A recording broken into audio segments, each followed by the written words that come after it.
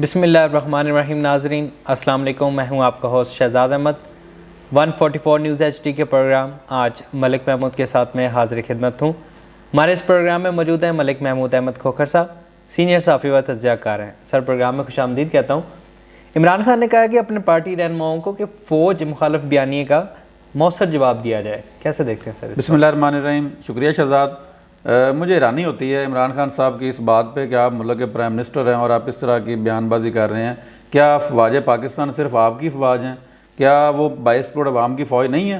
और जो आपने माजी में बयानबाजी की हुई हैं, इंडिया में बैठ के आपने जो फ़ौज मुखालिफ बयान दिए हैं और जो आपके धरनों में आपने जो फ़ौज मुखालिफ बयान दिए हैं और माजी में जितने आपने अब्यूजिंग ज़बान इस्तेमाल की है फ़ौज के ख़िलाफ़, मेरे ख्याल में ये तो कुछ भी नहीं है जो अपोजिशन ज़बान इस्तेमाल कर रही है।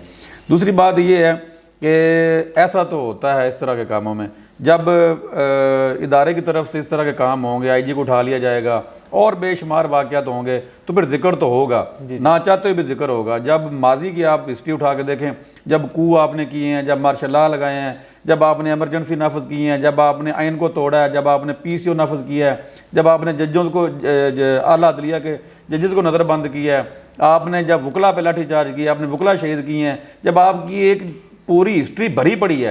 आप मुल्क में अगर आप उठा के देख लें हिस्ट्री, तो जितना जो आमरीत ने मुल्क को तबाह किया है, मुझे बताएं ना कि जब भी पाकिस्तान की तारीख का जिक्र होगा तो क्या उसमें जर्नैलों का जिक्र नहीं होगा? क्या आप उसमें मुशर्रफ का जिक्र नहीं करेंगे? क्या आप उसमें ज़िया का जिक्र नहीं करेंगे? क्या उसमें अयूब खान का जिक्र नहीं करेंगे? क्या आप उसमें यह्या खान का जिक्र नहीं करेंगे? क्या उसमें आप जो है वो आमरीत का जिक्र नहीं करेंगे? क्या उस पर आप जो है जब भी पाकिस्तान की हिस्ट्री में जिक्र कहीं पे भी होगा, आप कैसे जर्नलों को स्पेयर करेंगे? लाजमी जिक्र होगा, अफवाज पाकिस्तान का जिक्र लाजमी होगा। जब कप्तान का जिक्र आता है तो पूरी फ़ौज का जिक्र आता है, पूरे इदारे का जिक्र आता है। तो आप ना चाहते हुए भी आप अफवाज पाकिस्तान के ऊपर तो तनकीद होनी ही होनी है। हाँ, उसका एक ही हल है कि जो PDM कह रही है कि आप ख़ुद को अलग कर लें सियासत से, सियासतदानों को सियासत करने दें, आप सरहदों का दिफा करें, आप मुल्क की सलामती के लिए जो आइन ने आपको जिम्मेदारी दी हैं उनको निभाएं। तो जब आप सियासत में टांग अड़ाएंगे तो फिर तनकीद भी होगी, फिर बर्दाश्त करें। वो लिखा होता है अक्सर कि पास करिए बर्दाश्त कर, या तो फिर आप अलग थलग हो जाएं सियासत से। अगर आपने टांगें भी अड़ानी हैं, आपने IGs को भी अगवा करना है, आपने जजों से फैसले भी अपनी मर्ज़ी से करवाने हैं, तो फिर तनकीद तो होगी। वो अलग बात है कि पहले आप जो है वो सियासतदान खामोशी से बर्दाश्त कर लेते थे, अब नहीं कर रहे, अब वो बोल रहे हैं, तो फिर बर्दाश्त करना पड़ेगा। और रही बात दिफा की, तो खान साहब क्या दिफा करेंगे, या वफाकी वज़रा क्या दिफा करेंगे, या तर्जमान क्या दिफा करेंगे? अफवाज पाकिस्तान जो है वो अगर दिफा उसने करना है तो उनके पास ISPR का बड़ा मौसर इदारा मौजूद है, उनके पास वो अपना दिफा करने के लिए और जवाब देने के लिए अफवाज पाकिस्तान के पास ISPR मौजूद है। और जहाँ तक बात है दिफा करने की, तो गलत बात का दिफा आप किस तरह कर सकते हैं? उसका तो ढिठाई के साथ ही आप दिफा कर सकते हैं, दिफा बनता नहीं है। तो जहाँ तक बात अब PDM की है, तो मैं जहाँ तक मैं एक सहाफ़त का तालिब इल्म होने के नाते मैं ये समझता हूँ कि उनकी जो डिमांड है वो गलत नहीं है। वो ये कह रहे हैं कि आइन के अंदर रहते हुए आप अपना किरदार अदा करें। आपका हलफ, आपका ओथ आप जब लेते हैं तो वो कहता है जी कि हम सियासत में मुदाखलत नहीं करेंगे। तो आप क्यों सियासत में मुदाखलत करते हैं? आप ना आए सियासत में, आप जो आपका जो काम है उसमें करें। हाँ, नेशनल सिक्योरिटी के हद तक जो आपके काम है वो करें। तो मैं देखता हूँ फिर कौन तनकीद करता है, फिर अवाम भी आपके पीछे खड़ी होगी। आए तो एक आम बंदा जो है वो भी आप फौज पर तनकीद कर रहा है, आप किस किस का जो है आप रोकेंगे? अब तो एक आम बंदे से आप पूछ लें, वो भी आप मतलब वो कहता है जी खान साहब कसूर ही नहीं है, ये तो सेलेक्टर का कसूर है, ये वो। तो फिर ये चीज़ें, और दिफा खान साहब आप ना करें, आप अपना दिफा नहीं कर सकते।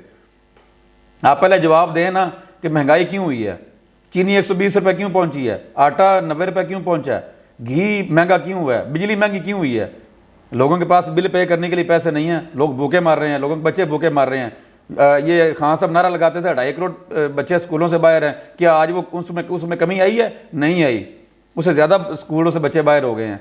तो खान साहब आप अपना दिफा करें, आप अपने दिफा का सोचें कि आप अपना दिफा कैसे करना है।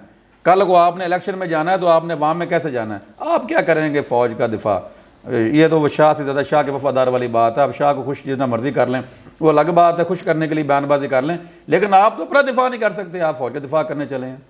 गलत बात है। आप मतलब फ़ौज ने अगर दिफा करना होगा खुद ही अपना कर लेंगे, और गलत बात का दिफा होता ही नहीं है। जी। और मोहतरमा बेनज़ीर भुट्टो की 13वीं बरसी और साथ PDM का जलसा कैसा? अच्छा, मतलब शहजाद, बड़ी तकलीफ़ होती है जब भी पाकिस्तान में सरबराहान जो सियासतदान है और वज़रा आज़म का ख़ास तौर पे जिक्र आता है तो बड़ी तकलीफ़ होती है। आप जब भी इस तरह की चीज़ें डिस्कस होती हैं तो फिर बात वही है, फिर अफवाज पाकिस्तान का इसमें जिक्र आ जाता है। आप तारीख उठा के देख लें, जितने भी वज़रा आज़म थे, चूँकि आपने बात बेनज़ीर भुट्टो की है तो मैं वज़रा आज़म की बात करना चाहूँगा कि वज़रा आज़म का जब भी जिक्र होगा पाकिस्तान की तारीख़ में, और पाकिस्तान की तारीख़ में को जब भी डिस्कस किया जाएगा तो उसमें आपको जो है वो आम रैयत और वज़रा आज़म के साथ बुरा सलूक जो है वो डिस्कस होगा। आप लियाकत अली खां को देख लें, मुंतखब वज़ीर आज़म थे, कत्ल कर दिए गए, शहीद कर दिए गए। जुल्फ़िकार अली भुट्टो का अदालती कत्ल कर दिया गया। मियाँ नवाज शरीफ को 10 साल के लिए मुल्क बदर कर दिया गया। 3 बार प्राइम मिनिस्टर वो रहे, उनको तायाद नायल कर दिया गया। यूसुफ रज़ा गिलानी वज़ीर आज़म थे, कोर्ट में खड़ा करके उनको नायल कर दिया गया। फिर आप मोहतरमा बेनज़ीर भुट्टो शहीद को देख लें, उनको वो मुस्लिम दुनिया की पहली खातून वज़ीर आज़म थी, उनको शहीद कर दिया गया। तो मुझे बताएं, वज़ीर आज़म के साथ जब आप इस तरह का सलूक करेंगे और जब भी ये जिक्र होगा, इस तरह का सलूक का बात होगी, तो नाम किसका आएगा? इस्टेब्लिशमेंट का, फ़ौज का नाम आएगा। फ़र्द वाहिद या 2-3 लोग काम करते हैं, बदनाम पूरी फ़ौज, पूरा इदारा होता है। तो इसमें मैं समझता हूँ कि जलसा, आपका जो सवाल था कि बरसी थी, तो इसके पीछे भी जर्नैल का नाम है, परवेज़ मुशर्रफ का नाम है। आप किस किस जगह पे खुद को निकालेंगे? आपका ना चाहते हुए भी जिक्र तो आएगा।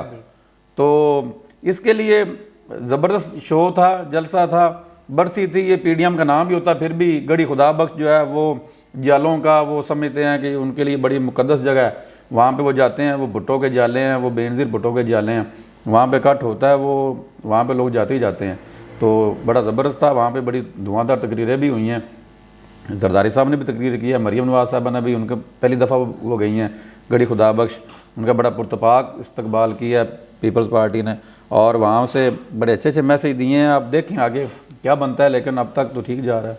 और आसफ़ अली ज़रदारी ने कहा कि हम एक दूसरे को ना बताएं कि क्या करना है, बल्कि हमारे माजी के तजर्बों से कुछ सीखा जाए। इनफैक्ट शहजाद आसफ़ अली ज़रदारी जो हैं वो बड़े मंजे हुए सियासतदान हैं। शेख रशीद अक्सर कहते हैं कि वो अपने पत्ते सीने से लगा के खेलते हैं। आसफ़ अली ज़रदारी इनफैक्ट चाहते हैं कि जिस तरह उन्होंने कल मिसाल भी दी कि हो सकता है हमने ये काम पहले भी किया हुआ हो, और उन्होंने फिर मुशर्रफ का हवाला भी दिया कि हमने उसको ऐवान सदर से कैसे निकाला और ये न्याजी क्या चीज़ है। तो वो एक्चुअली चाह रहे हैं, मेरा तज्ज़िया है, मैं गलत हूँ, वो ये चाह रहे हैं कि जिस तरह उन्होंने मुशर्रफ को निकाला था, मतलब आसान लफ्ज़ों में ये है कि वो चाह रहे हैं कि इस्टेब्लिशमेंट के साथ कुछ बातचीत करके इमरान खान को निकाला जाए, उसके बाद फिर जो भी इसमें बातचीत करनी वो बाद में की जाए। ये मेरा अंदाज़ा है, मैं गलत भी हो सकता हूँ। तो वो ये चाह रहे हैं। और लेकिन PMLN और मौलाना फजलुर रहमान की ज़रा पॉलिटिक्स जो है वो डिफरेंट है उनसे। यही चीज़ है जिसमें थोड़ा सा इख्तलाफ आ रहा है कि मौलाना फजलुर रहमान चाह रहे हैं कि फ़ौरी तौर पे मुस्ताफ़ी हुआ जाए, PMLN भी ऑलमोस्ट ये चाह रही है। लेकिन मैंने पहले भी एक प्रोग्राम में कहा था कि जब इस्तीफ़ों की बारी आएगी तो पीपल्स पार्टी जो है वो हेजिटेशन फील करेगी, क्योंकि सिंध में उनका स्टेक है। तो इस वजह से थोड़ा सा इख्तलाफ है इस्तीफ़ों के मामले में। और कुछ जो है वो जमातों के अंदर, आपको पता है 11 जमातें हैं, ये कोई एक जमात तो नहीं है। एक घर में अगर 5 अफराद हैं तो उनका आपस में इख्तलाफ राय होता है। ये 11 जमातें हैं, उनका अपना, हर जमात का अपना आइन है, अपना उनकी पॉलिसी है, अपना उनका एक सिस्टम है। तो वो 26 नकात हैं, उन पे वो मुत्तफ़िक़ हैं। अगर उससे बाहर की बात होती है तो उस पर इख्तलाफ राय हो सकता है। और जहाँ तक 26 नकात की बात है उस पर तो अब तक सभी मुत्तफ़िक़ हैं। और जैसा कि मैंने पहले बताया था कि ये फ़ेज़ 1, फ़ेज़ 2, फ़ेज़ 3 जाएगा। इस्तीफ़ों वाला ये तीसरा मरला होगा। इससे पहले पहला फ़ेज़ ख़त्म हुआ है, लॉन्ग मार्च अब होगा। लॉन्ग मार्च के लिए तैयारियाँ मुकम्मल हैं, वो अब मोबिलाइज़ कर रहे हैं पब्लिक को। लॉन्ग मार्च वो करेंगे और उस पर वो कोशिश करेंगे कि लॉन्ग मार्च पे कुछ ना कुछ हो जाए। और आगे की जहाँ तक बात है कि इस्तीफ़ों की, तो उसमें जो है वो ये तीसरा ऑप्शन आप ये सोच रहे हैं कि सेनेट इलेक्शन में हिस्सा लिया जाए या ना लिया जाए। अगर सिंध गवर्नमेंट से वो मुस्ताफ़ी होते हैं तो फिर एक आइनी हुक्म पैदा हो सकता है, अगर नहीं होते तो फिर ज़ाहिर इलेक्शन तो हो ही जाना है। जो है इलेक्टोरल कॉलेज है वो मुकम्मल हो कंप्लीट है, सेनेट का इलेक्शन हो जाएगा, तो उसके लिए अब देखें क्या पॉलिसी बनाती है PDM। लेकिन जरदारी साहब की जो सियासत है वो ज़रा मुख्तलिफ है। वो चाह रहे हैं कि किसी तरीके से एक दफ़ा इमरान खान को निकाला जाए, अगली बातें फिर बात की हैं। और उसमें मैंने पहले भी कहा था कि ज़रूरी है, इमरान खान को आप एक ही सूरत निकाल सकते हैं, या आप इस्टेब्लिशमेंट से बात करें बैठ के, जो कि आपको करनी पड़ेगी और कर भी रहे हैं आप, या फिर आप जो उनके इत्यादी हैं आप अपने बल बोते पे उनको तोड़ें और वोट ऑफ नो कॉन्फिडेंस लेके और उनको निकाल बाहर करें। तो लॉन्ग मार्च के हवाले से जैसा कि आपने बात की, तो बिलावल भुट्टो ने कहा कि 31 जनवरी तक अगर इस्तीफ़ा ना दिया इमरान खान ने तो हम लॉन्ग मार्च की तरफ जाएंगे। देखें 126 दिन का धरना दिया था इमरान खान ने, और वो धरना इस्टेब्लिशमेंट ने दिलवाया था, तो क्या मियाँ साहब ने इस्तीफ़ा दे दिया था? नहीं दिया था। धरनों जलसों जुलूसों से इस्तीफ़े नहीं हुआ करते, लॉन्ग मार्च से इस्तीफ़े नहीं हुआ करते, ये सिर्फ प्रेशर डालने के लिए टैक्टिक्स होते हैं। इस्तीफ़े मैंने पहले बताया, इस्तीफ़ा आएगा आपको इस्टेब्लिशमेंट के साथ बैठ के बात करना पड़ेगी। इस्टेब्लिशमेंट ने एक इशारा करना है, आपके जो इत्यादी बैठे हुए हैं PTI के, PMLQ है और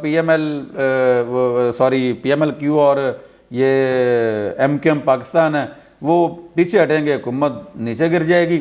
लंबा चौड़ा काम ही कोई नहीं है, आप वो नो कॉन्फिडेंस लेके हैं वो और फारग हो जाएंगे।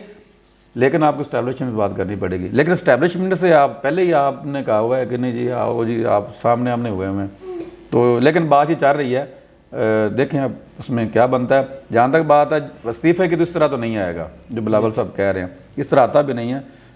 इसके बाद आपको बात करके किसी थर्ड फोर्थ से फिर ही ये हुकूमत जा सकती है, अदरवाइज नहीं। और आखिर में मौलाना फजल रहमान ने जो कहा है कि हम वज़ीर आज़म हाउस की बजाय GHQ के सामने धरना देंगे। यार शहजाद, सच्ची बात यह है कि मैं मौलाना फजल रहमान की जो गुफ्तगू होती है वो बड़ी इंप्रेसिव होती है, और ये जो मैं उन्हें बड़ा उनकी गुफ्तगू बड़ा पसंद करता हूँ।